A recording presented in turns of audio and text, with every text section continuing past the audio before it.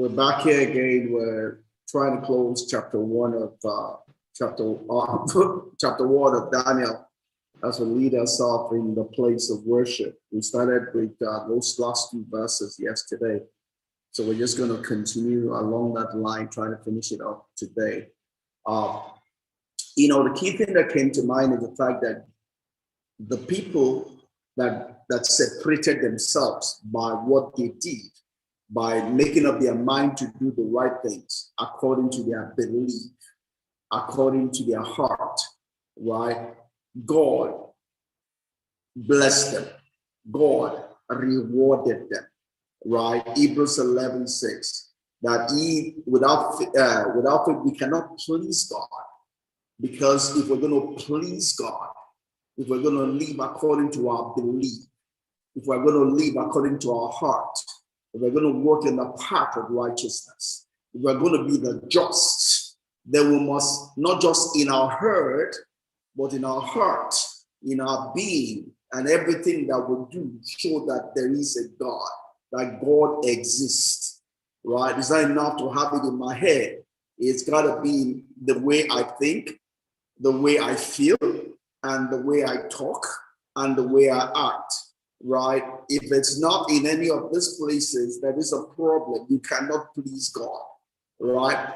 The Bible says that it is impossible. Not talking about that it is a difficult. It's not just difficult. It is impossible. Right? That's why people talk about fishing, but all of that stuff. Right? They think they're joking, but they're correct. Yeah, fish and water cannot but do like fish. It's correct. Because if you don't have faith, it is impossible. You have put yourself in an impossible scenario to please God, to walk rightly, to walk justly, to walk in obedience to God. Because you cannot walk in obedience to God except but by faith, right? Faith is the engine room. Faith is the motivator. Faith is the blood.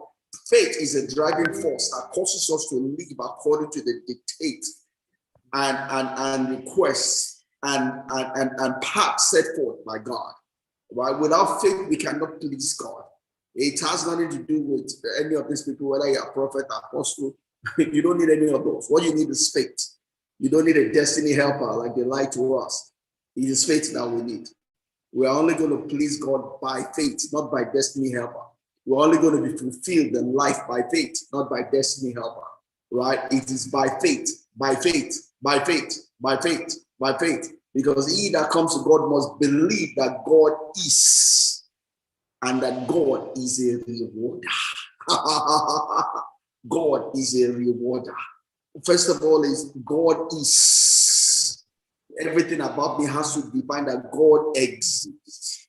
Right? The way I talk, the way I smile, the way I joke, the way I relate to other people, has to show that I believe that God is.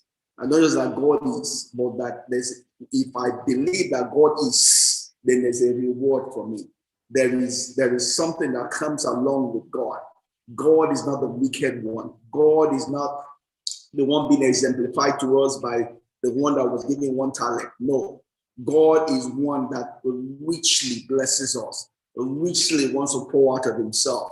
He is not stingy. He does not hold back. He wants to give out of himself, and he does give of himself to us, right? He does give of himself to us because he wants to give of himself to us, right? So without that, we cannot live and walk by faith. And that is what we saw in Daniel and his three friends, right? They believed in God. They did not believe in God the way the devil believes in God. The devil believes in God, right? But it causes them only to tremble. It causes them only to fear, right? The faith we're talking about here, the belief we're talking about here is one that causes you to have faith, that draws you near to God, not take you away from God, right? Their belief in God brought them near to God, such that they were motivated, they were driven by the existence and person of God, right? And God was not ashamed of them. God answered them. God appeared to them, right?